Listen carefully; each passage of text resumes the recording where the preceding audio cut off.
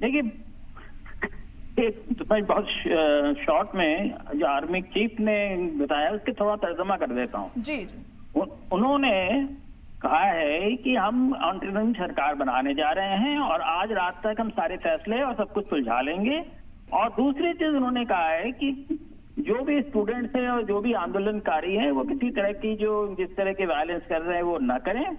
और साथ में उन्होंने ये कहा है कि हम चाहे आर्मी हो चाहे पुलिस, कोई गोली या किसी भी तरह का इस तरह का एक्शन हम नहीं लेंगे, क्योंकि हम चाहते हैं कि सारी चीजें ठीक ढंग से सुलझ जाए। अब आपके सवाल पे आता हूं मैं कि ऐसा क्यों हुआ कि हसीना के खिलाफ इस तरह की सारी बातें क्यों आई।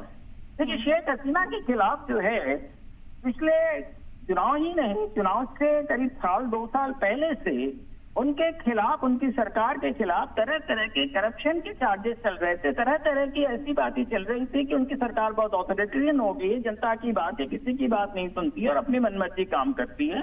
और इसको लेके जो है जनता में पहले भी काफी गुस्सा रहा है और खास करके उसके बाद ये गुस्सा तब बढ़ गया जब उन्होंने वो सरकार बनाने की एक जो प्रथा बांग्लादेश में रही है, जिसमें 2 चुनाव शेख हसीना जीती है, 2 चुनाव बीएनपी के बेगम जिया जीती हैं।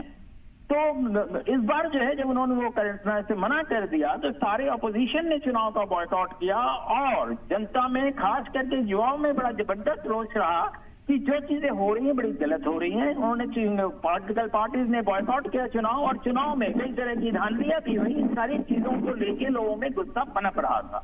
और उसके बाद अब जो वो तो देखिए वो जैसे ट्रिगर था कि वो जो जजमेंट था कि रिजर्वेशन के बारे में, तो जैसे ट्रिगर था।